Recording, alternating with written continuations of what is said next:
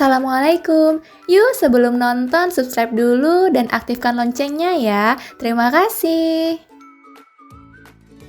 Assalamualaikum warahmatullahi wabarakatuh. Bertemu lagi dengan saya Konitah Az-Zahra, tentunya masih dalam hal seputar tentang bisnis online dan marketplace. Mungkin banyak nih dari kamu yang bingung nih, gimana caranya mulai bisnis secara online gitu kan? Apakah harus memiliki basic pebisnis kah? Atau misalnya harus lulusan sarjana ekonomi kah? Gitu. Nah, kali ini saya akan berikan tips dan trik bagaimana cara kamu untuk bisa mulai bisnis online. Dan ini bisa banget nih buat semua kalangan, baik pemuda, anak-anak, dewasa yang sudah gimana-gimana gitu. Ini cocok banget semua kalangan, mau laki-laki mau perempuan. Jadi buat kamu terus tonton ya video ini sampai selesai, karena nanti banyak banget nih tips dan trik yang bisa kamu gunakan supaya kamu bisa nyaman nih untuk berbisnis secara online. Oh iya teman-teman, saya bikin video ini bukan karena saya memang sudah penghasilannya besar atau misalnya punya toko di mana-mana, toko online di mana-mana, tidak. Tapi saya hanya sedikit sharing gimana sih awal mulanya dulu waktu jualan online, kemudian ketika saya fokus dan akhirnya sampai sekarang ini gitu. Tapi sebelum mulai, yuk jangan lupa yang belum subscribe dulu, kemudian aktifkan loncengnya agar nanti kalau misalnya saya ada upload video lagi mengenai seputar bisnis online baik di marketplace maupun di media sosial, teman-teman bisa langsung mendapatkan notifikasinya, kemudian bisa langsung nonton di saat itu juga. Baik, yang pertama adalah niat dan tekad yang kuat.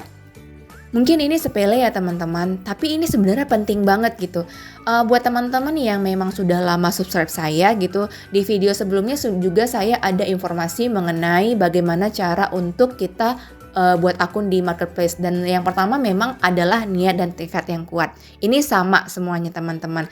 Jadi kalau misalnya teman-teman mau mulai bisnis online gitu, baik dimanapun, baik di media sosial, baik di marketplace gitu, teman-teman harus punya niat dan tekad yang kuat. Kenapa? Banyak nih dari teman-teman gitu kan, atau dari kalangan teman-teman saya gitu, yang pengen berbisnis online, jualan online, tapi hanya ikut-ikutan teman-teman yang lain. Karena melihat teman yang lain, wah penghasilannya gede banget, wah bisa bantu perekonomian keluarga dan lain sebagainya gitu. Nah, tapi mungkin ada juga yang dari sebanyakan orang yang ikut-ikut teman gitu kan, berhasil gitu. Dan ada juga yang nggak berhasil. Nah, tapi di sini penting teman-teman gitu. Dan ada juga mungkin teman-teman yang di luar sana cuma coba-coba dan berhasil, tapi belum tentu di kita. Jadi kalau misalnya teman-teman mau jualan bisnis online, bisnis online gitu kan, teman-teman harus punya niat dan tekad yang kuat. Jangan coba-coba aji mumpung gitu. Kebetulan ada modal, kebetulan ada teman supplier gitu, jualan aja deh gitu. Nah, itu belum tentu bisa berhasil teman-teman, karena apa yang kita lakukan belum tentu bisa mencapai hasil sesuai dengan orang lain yang lakukan kayak gitu. Yang kedua adalah menentukan produk. Mungkin agak membingungkan ya, kenapa sih harus ini adalah salah satu tips supaya kita bisa memulai bisnis online gitu. Kenapa harus menentukan produk? Jadi teman-teman, ini sesuai dengan pengalaman saya, di mana sebanyak sekitar 60% yang datang untuk belajar membuat toko online di marketplace gitu, mereka tidak tahu mau jualan apa gitu. Mereka nggak tahu mau jualan apa. Bahkan mereka nanya ke saya gitu, kira-kira jualan apa sih yang saat ini lagi booming gitu. Nah, sebenarnya teman-teman boleh banget nih kalau misal teman-teman mencari gitu kan, sekarang produk apa sih yang lagi booming, entah misalnya kuliner atau misalnya fashion gitu. Tapi takutnya itu nggak bisa bertahan lama teman-teman. Kenapa? Karena hanya ikutin yang saat itu juga, tapi teman-teman mungkin aja nggak suka di bagian itu, di bidang itu. Nah, makanya kalau bisa dalam menentukan produk ini, kalau bisa sesuai dengan hobi dan passion teman-teman gitu. Misalnya teman-teman adalah seorang hijabers, ya. Seorang hijabers kemudian kemana-mana pakai hijab, pakai gamis yang wow banget gitu. Kemudian teman-teman bisa nih menentukan produk, oh kayaknya saya menjual gamis aja, oh saya menjual hijab aja nih gitu. Menjual hijab kemudian membuat brand sendiri. Dan nanti teman-teman seiring dengan berjalannya waktu, karena teman-teman hobi dan suka di bagian ini dan kemudian passion gitu, teman-teman akan senang menjalani dan kayak rutinitas sehari-hari aja gitu. Misalnya hijab tadi ya, oh saya suka nih karena saya suka berhijab, bikin tutorial-tutorial tentang hijab yang mempromosikan produk teman-teman kayak gitu. Jadi nyaman aja, dan ibaratnya teman-teman tuh kayak ngikutin alur aja kayak kehidupan sehari-hari. Nah, atau misalnya lagi kalau kamu jago desain gitu, bisa aja kamu jualan desain kamu, entah bikin poster kah, atau misalnya bikin spanduk dan lain sebagainya di media sosial gitu. Sebenarnya banyak banget yang sesuai dengan passion kamu dan sesuai dengan hobi kamu. Tinggal bagaimana kamu menentukan melihat nih kira-kira kamu ini sukanya di mana, hobinya di mana, passionnya di mana. Jadi biar jualannya itu lancar jaya, kamu tuh nggak kesulitan harus ikutin ini, ikutin itu. Kemudian yang ketiga adalah teman-teman coba jangan stok produk dulu gitu.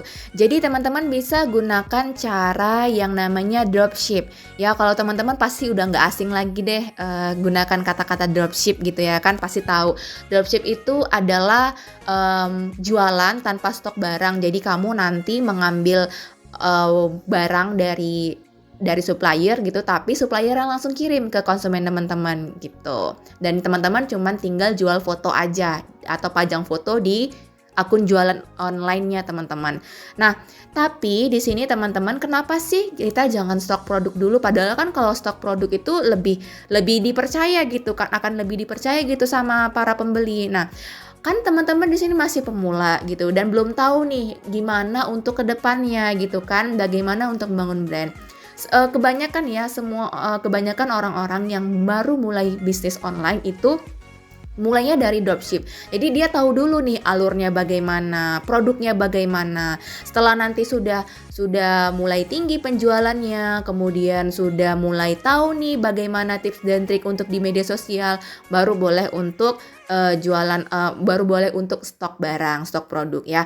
Ini ada salah satu pengalaman dari temannya ibu saya, di mana dia memang saat itu punya modal gede karena memang dia bekerja tapi pensiun gitu ya. Nah akhirnya dia punya modal gede dan langsung produksi busana muslim sebanyak-banyaknya gitu, karena waktu itu banyak ini nih lagi booming-boomingnya busana muslim. Tapi ternyata karena beliau belum punya pengalaman ya di bidang jualan ya kan, apa offline maupun online gitu, kemudian belum tahu pasar. Nah akhirnya udah stok barang, produksi dan sebagainya, dan ternyata tidak laku satupun produknya. Dan itu numpuk di dalam rumahnya, di dalam gudangnya itu berapa puluh juta gitu kan untuk mula-mula. Nah itu mungkin sebenarnya itu salah satu contoh kenapa teman-teman kalau misalnya baru pemula jangan langsung stok barang dulu untuk langsung banyak gitu. Kalau bisa dropship dulu gitu. Kalaupun misalnya teman-teman udah pengen mau stok barang gitu ya kan, boleh stok barang, tapi setidaknya sedikit aja, 1 atau 2 ya kan, untuk foto atau misalnya untuk untuk menambah kepercayaan pembeli gitu. Dan kalau misalnya teman-teman mau dropship juga, tadi kan saya infokan harus dikirim langsung dari supplier ke konsumen ya. Nah tapi sekarang ada juga dropship, para dropshipper itu yang dia sistemnya pre-order, dimana kalau misalnya ada pembeli yang mau beli di dia, sistemnya pre-order, misalnya pre-ordernya 2-3 hari. Nanti si pembelinya si dropshippernya ini akan minta ke supplier kirim produknya ke tempatnya si dropshipper ini, kemudian si dropshipper ini akan kirim langsung ke pembeli. Jadi ibaratnya tetap si dropshippernya berhubungan langsung ke pembelinya gitu. Jadi kayak ya fiturnya fitur pre-order. Nah, yang keempat adalah mencari supplier. Tadi kan teman-teman sudah tahu nih mau mencari produk, mau jual produk apa ya. Misalnya tadi contohnya jualan hijab atau busana muslim gitu kan. Coba cari supplier yang dia sudah banyak penjualannya, kemudian memang open untuk dropshipper. Welcome untuk dropshipper gitu. Karena memang ada beberapa supplier yang memang penjualannya banyak tetapi tidak mau open untuk dropshipper. Dia langsung menangani ke customer gitu kan. Nah, jadi kalau bisa, dan ini teman-teman harus mencari supplier tangan pertama. Jadi kayak langsung produsen langsung. Karena banyak banget nih supplier yang dia ternyata adalah agen gitu. Jadi agen ini kan adalah di bawah dari supplier lagi gitu kan, atau di bawah dari produsen lagi gitu. Nah, alangkah baiknya teman-teman bisa mencari langsung ke supplier gitu. Kemudian untuk mencari supplier ini dari mana aja bisa. Ya, teman-teman bisa cari dari Instagram, dari Facebook, dari Tokopedia, dari Bukalapak, Shopee dan sebagainya sebenarnya. Dan sekarang untuk mencari supplier tuh agak mudah ya teman-teman, bisa cari dari Tokopedia atau Shopee atau dari manapun sebenarnya bisa. Karena apalagi kalau misalnya kayak mall ya, mallnya Shopee, mallnya Tokopedia gitu atau Lazada gitu, sebenarnya mereka itu supplier gitu. Jadi teman-teman bisa cari aja.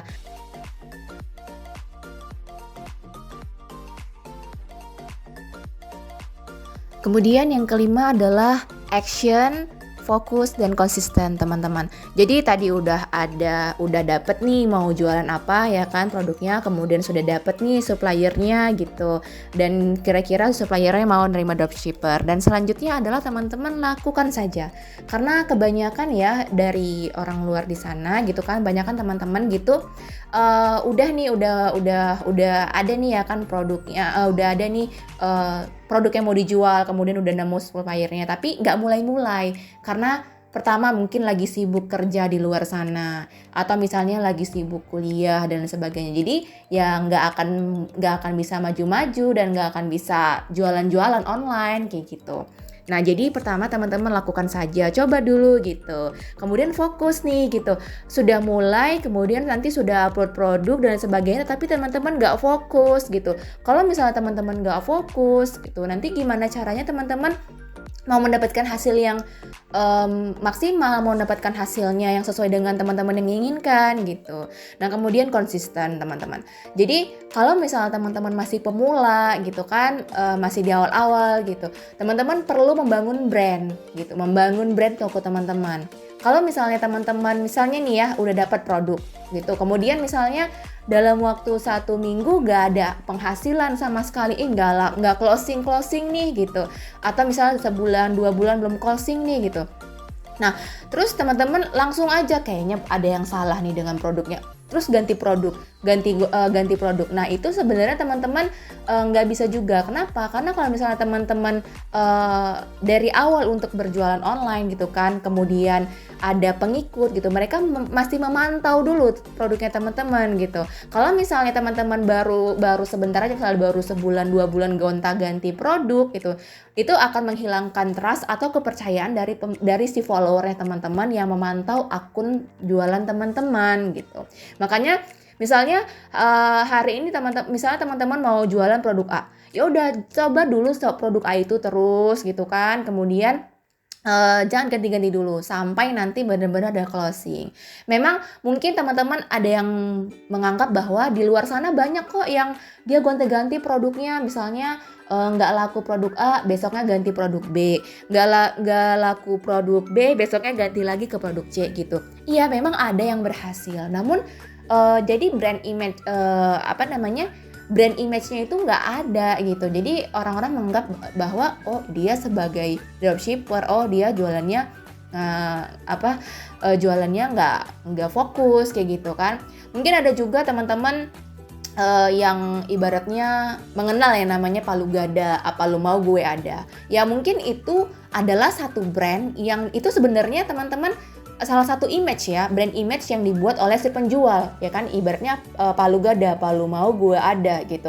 Tapi itu kan udah brand image-nya orang lain. Nah, teman-teman kalau misalnya mau bangun brand image tuh, yang brand teman-teman tuh jangan yang seperti itu gitu ya kan, karena itu mungkin bagi orang lain berhasil, tapi belum tentu di kita itu berhasil gitu. Makanya kalau teman-teman coba dulu fokus, kemudian konsisten gitu kan, supaya ibaratnya ada orang supaya para follower kita atau pembeli di sana gitu kan melihat kita, oh ini loh sebagai penjual produk A, oh sebagai produk B dan lain sebagainya gitu. Jadi menunjukkan bahwa teman-teman itu kayak sebagai brand owner gitu, ke contoh ya. Nah, kemudian yang keenam adalah mengumpulkan foto produk. Nah, teman-teman di sini kita mau jualan online ya, bukan jualan offline. Kalau misalnya mau jualan offline mungkin iya kan yang beda ya, bukan mengumpulkan foto produk tapi mengumpulkan produk kalau offline.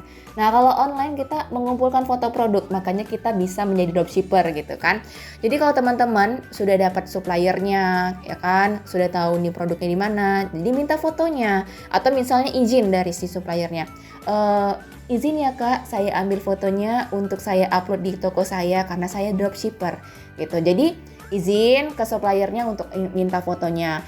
Dan lebih baik lagi kalau teman-teman edit lagi fotonya. Jadi jangan sama plek-plek dengan si dengan si suppliernya. Karena nanti kalau misalnya fotonya sama banget dengan supplier, ya orang-orang si calon pembelinya teman-teman tuh bakalan mikir kalau ini kenapa ya kayaknya baru jualan ngambil dari produksi A gitu, dari supplier A gitu. Karena kan si A itu kan juga jualan online gitu ya kan. Nah, jadi kalau bisa fotonya agak dibedakan gitu. Entah misalnya teman-teman edit pakai PicsArt kah, pakai Ponto dan sebagainya. Jadi banyak banget kok aplikasi-aplikasi untuk edit foto produk gitu. Yang penting adalah fotonya harus jelas, kemudian harus dan ada keterangannya gitu. Jadi selain foto produk nanti teman-teman harus buat captionnya juga ya, deskripsinya yang jelas, kemudian apa sih isi produknya itu menjelaskan tentang apa. Kalau misalnya fashion, dia bahannya apa, ukurannya bagaimana, itu harus ada di dalam deskripsinya. Supaya nanti si calon pembeli yang mau beli produk kita tahu nih jelas dan gak banyak tanya ataupun misalnya percaya gitu, oh ternyata tokonya adalah trusted seller. Kemudian yang ketujuh adalah membuat akun jualan. Nah, karena teman-teman di sini mau jualan online ya, kalau beda sama kalau offline. Kalau offline kan kita tinggal cari tempat untuk atau toko gitu ya kan, ruko untuk memasarkan produk kita gitu. Tapi kalau online kita membuat akun jualan. Nah, untuk membuat akun jualan ini teman-teman bisa menggunakan banyak media ya. Ada media sosial seperti Instagram, Facebook, apalagi sekarang ada yang baru ya, ada TikTok gitu kan. Kemudian juga teman-teman bisa juga menggunakan yang namanya marketplace. Seperti kalau marketplace itu seperti Shopee, Bukalapak, Tokopedia, Lazada, Blibli dan lain sebagainya. Nah, kalau untuk media sosial sendiri teman-teman, antara akun pribadi dan akun jualan dibedakan ya. Kebanyakan selama ini teman-teman menggunakan akun pribadi untuk berjualan. Sebenarnya itu gimana ya, ibaratnya kalau misalnya ada pembeli yang mau ngeliat nih gitu kan, tokonya gitu. Tiba-tiba nanti hari ini kita posting foto diri kita lagi jalan-jalan ke sini nih gitu ya kan, tiba-tiba besoknya jualan gitu. Nah, teman-teman, jadi si follower kita tuh bingung gitu loh, kita ini sebenarnya jualan atau jualan diri sendiri atau misalnya mau jualan produk kayak gitu. Nah, makanya kalau menggunakan media sosial, apalagi Facebook, Instagram atau TikTok atau misalnya apapun lah gitu kan media sosial, itu antara akun jualan sama akun pribadi dibedakan. Kecuali misalnya kalau teman-teman mau menggunakan, misalnya nih teman-teman akun pribadinya udah banyak nih ya followersnya gitu, terus teman-teman mau mendirect gitu kan followersnya dari akun pribadi ke supaya follow akun jualan tuh boleh sesekali, misalnya aku jualan ini beli yuk gitu, misalnya gitu ya.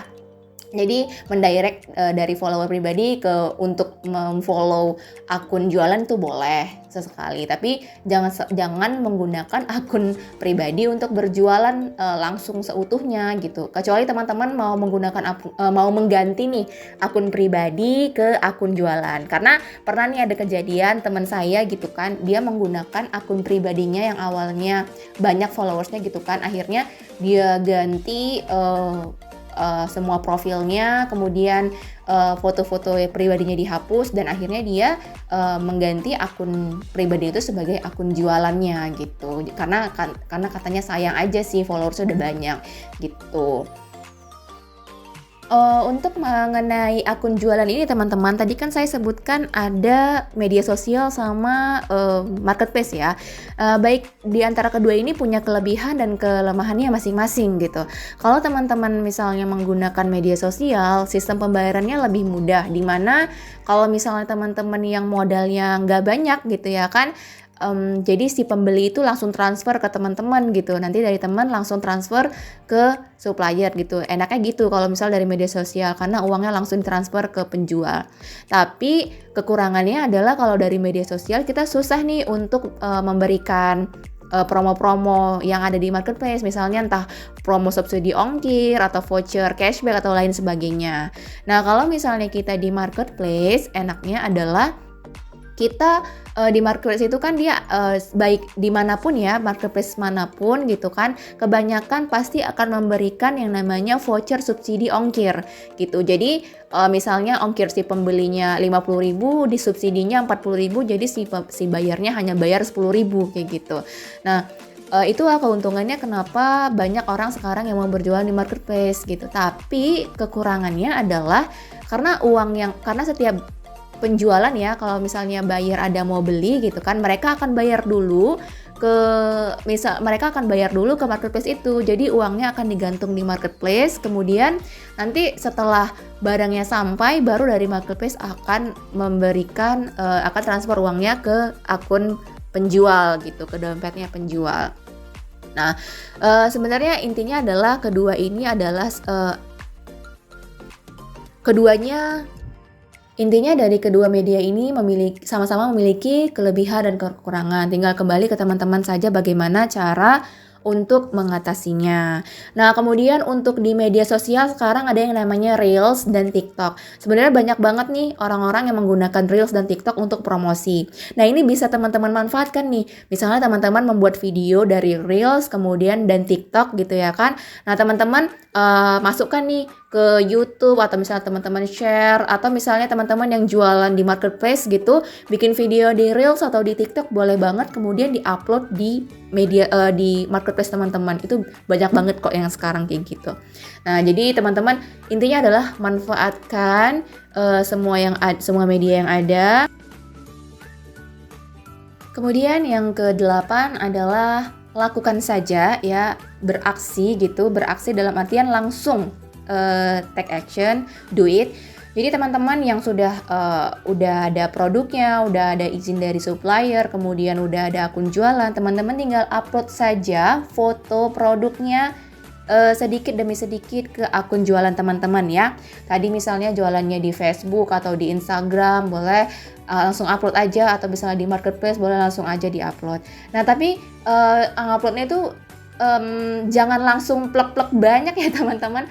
Karena kebanyakan nih baru buka akun gitu ya kan, langsung satu hari misalnya 100 gitu kan, terus langsung 200, nah itu enggak. Karena nanti si pembeli bingung dong, dia mau pilih yang mana, atau misalnya dia bakalan kebingungan, ini kenapa banyak banget. Dan pembeli tuh followers kita tuh bakalan ngelihat, ini nge-spam banget ya setiap hari gitu ya kan, nggak ada jeda setiap nguploadnya gitu. Nah, memang teman-teman kalau misalnya di marketplace ya, kalau di marketplace itu disarankan itu ngupload satu hari itu banyak. Jadi misalnya sampai 10 produk, tetapi bukan dalam waktu satu waktu.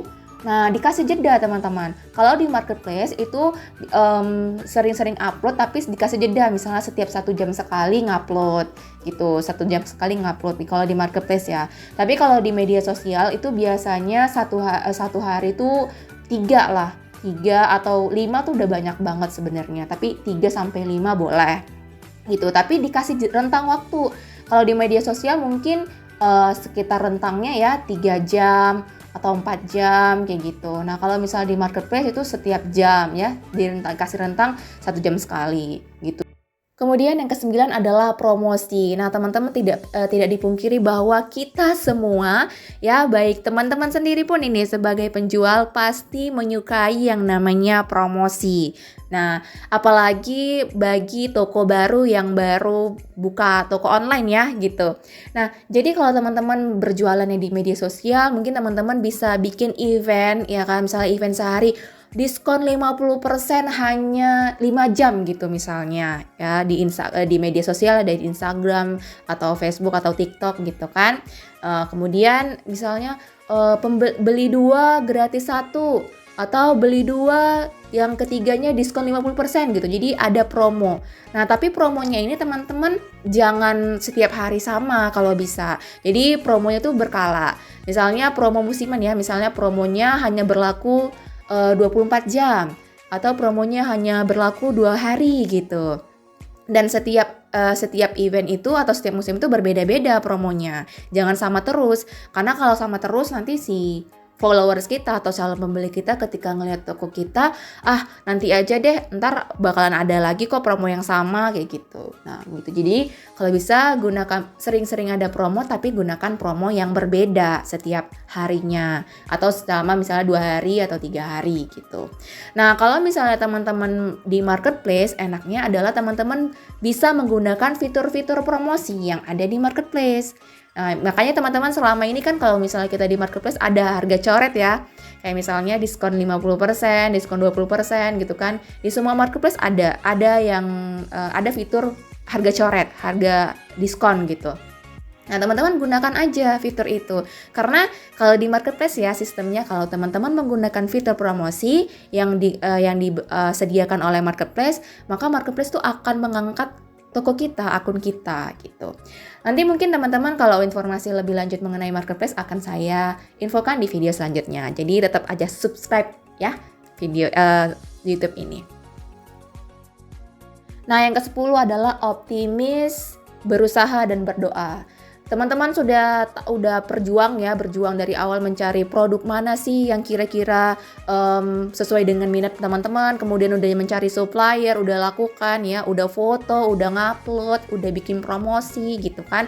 Nah, tapi ogah-ogahan itu jangan ya teman-teman. Teman-teman harus tetap berusaha dan optimis bahwa suatu saat bakalan closing, suatu saat toko teman-teman tuh bakalan maju, bakalan sukses gitu, bakalan ada penjualan lah setiap harinya gitu ya kan. Kemudian jangan lupa berdoa teman-teman gitu. Jadi ini adalah usaha dan doa tuh harus dibarengin ya kan, karena usaha tanpa doa itu sama dengan sombong teman-teman. Jadi kayak misalnya gue usaha aja udah maju nih nggak perlu doa gitu, itu sama dengan sombong. Nah kemudian kalau doa tanpa usaha itu sama dengan bohong teman-teman. Soalnya teman-teman setiap hari doa, ya Allah tolong ya Allah ini closing tiap hari, ya Allah tolong ini harus satu hari penghasilannya 10 juta gitu misalnya. Tapi ternyata teman-teman gak ada usaha sama sekali, itu sama dengan bohong teman-teman. Jadi teman-teman tetap harus optimis, usaha yang keras, sama harus berdoa. Baiklah teman-teman, itu adalah 10 tips dan trik dari saya buat teman-teman yang masih pemula, yang baru mau banget memulai bisnis online ya. Ini adalah tips dan trik dari saya sendiri menurut pengalaman. Nah, tapi teman-teman boleh lagi misalnya cari-cari nih tips dan trik dari teman-teman yang lain, karena setiap orang itu tipsnya berbeda-beda. Nah, kalau mudah-mudahan tips dari saya ini bermanfaat buat teman-teman semuanya. Jangan lupa juga subscribe ya channel ini, kemudian aktifkan loncengnya, karena nanti akan ada video-video selanjutnya ya mengenai bisnis online. Jadi kalau misalnya saya upload, teman-teman bakalan dapat notifikasinya, terus bisa langsung nonton. Nah, teman-teman juga like juga ya video ini, kemudian bisa juga komen di kolom chat ya, di kolom komen. Misalnya teman-teman pengen video apa untuk selanjutnya ya, entah tips apapun atau misalnya tutorial apapun, itu boleh banget di komentar. Nanti insya Allah kalau misalnya saya bisa akan saya buat. Kalau misalnya nanti saya belum bisa, saya bakalan ngajak partner untuk membuat videonya. Saya Qonitah Az-Zahra, pamit undur diri dulu. Sampai jumpa. Assalamualaikum warahmatullahi wabarakatuh.